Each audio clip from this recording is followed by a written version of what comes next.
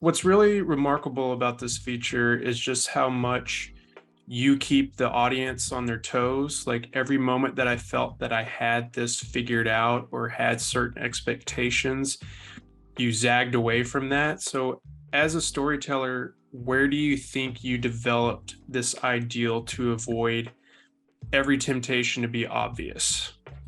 I try to stay as true to reality as possible, and reality tends to surprise you more than fiction sometimes. True. And also there's the thing that I worked a lot in TV, and I try to forget every single rule. Mm, I just wrote from my reptilian brain, from my guts, and I try to forget about what should be done, or story structure and stuff like that. But at the same time, for me, it was also very important that the audience was it was like one of the main characters in the movie. hmm. Not just Sara, it's about what the audience is expecting and what is the audience thinking. Because what I want is the movie to end, and I want people to go home and think, what would have they done in the place Right. of Sara? Experience the world in her shoes for a whole movie. So when you said that when you worked in TV, was there something particular about like your learning from that or what you were discovering along the journey that made you feel like I need to break away from this with my own creativity? Or was it something that you watched or read or something that kind of gave you this feeling? I always wanted to do my own stuff, but I Hmm. didn't have the money or the opportunity to do it. Until one day I thought, well, you know what, I'm gonna make short films. If there's not, the opportunity is not arising, I'm just gonna do it on my own. That's it. That's why I started making short films, even though I was directing TV shows and I was writing very good stuff on TV. Hmm. But and also this is the thing, when you work for, even though I like working in TV for other people and I've done things that I'm really proud of, Hmm. um, there was always this thing that I wanted to explore for myself. My voice, I didn't really find my own voice. I was doing someone else's voice.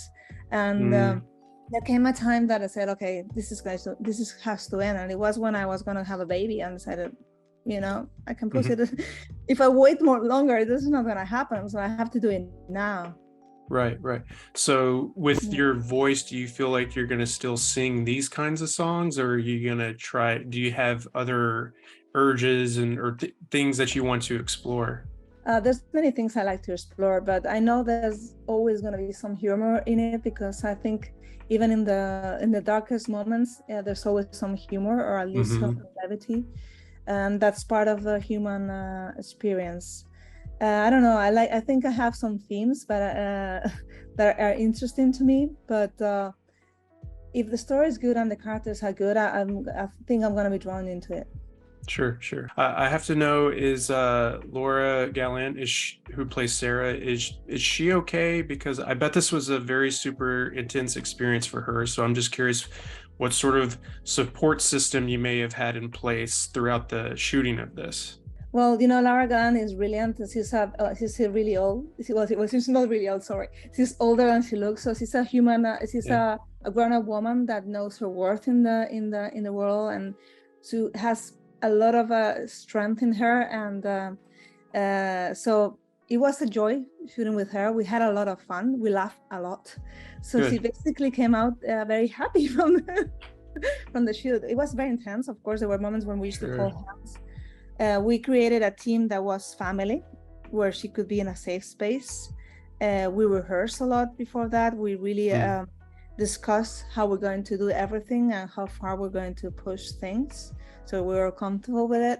And yeah, and so it was a really nice. It was a very intense shoot, but it was also a very fun shoot. And she was the things that happened after she finished shooting, she got pregnant. Oh, wow. It was from the relief of finishing the movie. Yeah, well, great. Yeah. Very, very happy for her. I know this, wasn't she in your original short too? Yeah. Yeah, I know that that came out a few years ago. Were there any ideas explored in your feature-length film that you already had figured out when you were developing the short, or did you go back to the drawing board to figure out how you were going to expand it without sacrificing the tightness of it all? The short film is 14 minutes long, and when you do a short film where there's rarely any dialogue, anything that's in there, any layers are more noise than anything else. It's like if you everything had to be very abstract. I mean, the character of Sara is almost, nothing about her. The three girls are all dressed the same, they almost look the same, they're almost like the three witches of Macbeth, that you know nothing about them. Everything had to be a bit more stylized in a sense. And for here, we did the opposite. There were more layers. We wanted these girls, all of them, to feel like real human beings. So that was very different from the short. And also the fact that I chose to have a different killer, because for me, even not because the actor, it had nothing to do with the actor, it had to do with the age of the actor. I talked with Paco, the original actor, said, I'm so sorry, but I need a younger actor for this, because there will be a different layer of sexual abuse if I used it, that I don't want for this film. So yeah, it was a different thing. It was like almost like a different animal in a sense. We call her Piggy, little Piggy, the short, and this is Piggy. Yeah, makes sense. Yeah.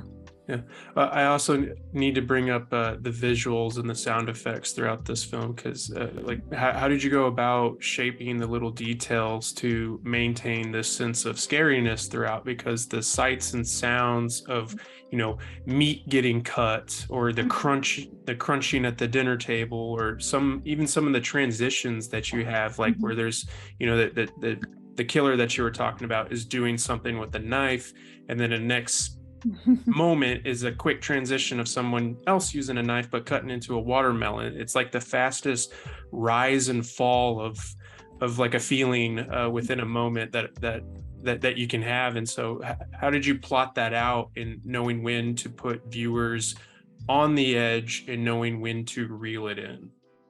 Well, I guess some of it is instinct. I'm gonna say it worked because it worked. I just liked it, and if I like it, I think some people will like it as well.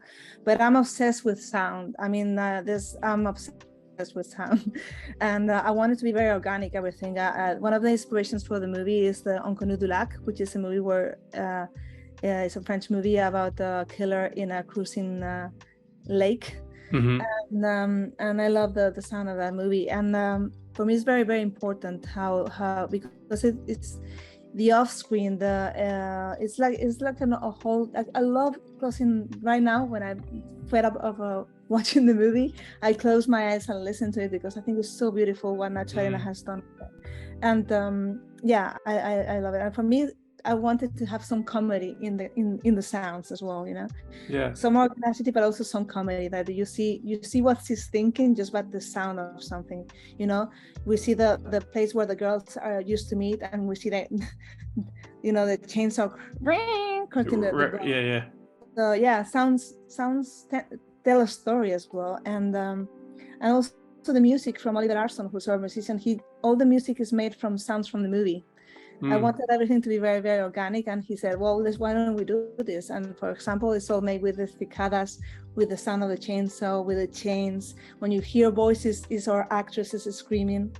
So I'm really, really, really proud of the work they've done. I especially loved how you used sound to, as you said, kind of really put us inside of Sarah's head, because there's a moment where she's kind of going through the treatment that she's had in the past, but then also kind of still hearing like what how she may, the responsibility or the guilt that she feels for what unfolds. And so I found that to be a really neat feature to kind of get our minds reeling a little bit. But what about the visual aspect of it, trying to work with your cinematographer, the way that you shoot it and how you shoot it to work side by side or in tandem with the feelings that Sara may be feeling throughout the film? Yeah, with Rita Noriega is a good friend, and she's just an artist, I think. And we thought the whole movie had to evolve visually with the story arc, with the arc of Sara. It had to be her story, so everything had to do with the comment, and also it had to do with the theme of the movie. And so everything will evolve from that. I mean, we don't move the camera at the beginning of the movie, and then we move the camera later on, or the camera doesn't stop moving later on, basically. We shot her from the bit above the eyes and just the opposite. And the same thing, the way we shot the killer, you know, first with he's mysterious and then he's full frontal, you know, like we see him, we see him the way he is for the first time. So yeah, we thought the whole movie visually, like like you could, we thought, you know, something about that is great about silent movies is that they told a story visually, and I wanted people to really have the sense of the movie. If they didn't hear the dialogues, or you just saw the movie, they could understand it just by the visuals of it. And that's also why we shot in 4:3, you know, because the body is like in the center of the image. Is the body is more important than the surrounding, the landscape. And if it's more claustrophobic, it reminds us of the summers of our youth, where they were older, and for kids, it reminds them of Instagram. So it were more layers of meaning to it. So yeah, for me, form is very important, but the form, it always has to come after theme and character, but they have to be connected. Yeah. I know we're just about out of time, so I'll cut you loose on this question, but you spoke about the silences, which are really great here, but there's also some really impactful dialogue. I especially loved a lot of what Sara's mother says about the town and how it's full of spite. And then when another character says, I do everything wrong, there are moments that cause you to kind of stop in your tracks a bit. And I can't help but be curious about writing those moments and trying to bring an organicness to it where they feel very raw, truthful, but it always feels like all these moments feel very truthful. And I think that's why it causes you to stop and be like, but I'm curious about developing those moments when they punctuate, and whether they punctuate an argument, amplify the intensity, or are just brutally honest. How did you approach those moments compared to other days of shooting? I guess we rehearse a lot, basically. When you have such good actors, and the actors know, so we work with the screenplay. I mean, we haven't really changed that much, but I wanted the actors to really know why they say what they say. And we have amazing actors, they're gonna do it fantastically well. But you know, I've written from things I know. I love to go out in the street and listen to conversations and listen to people. Most of the time, I don't like talking much. You know, here I'm talking a lot, but I like to just listen. Because observer.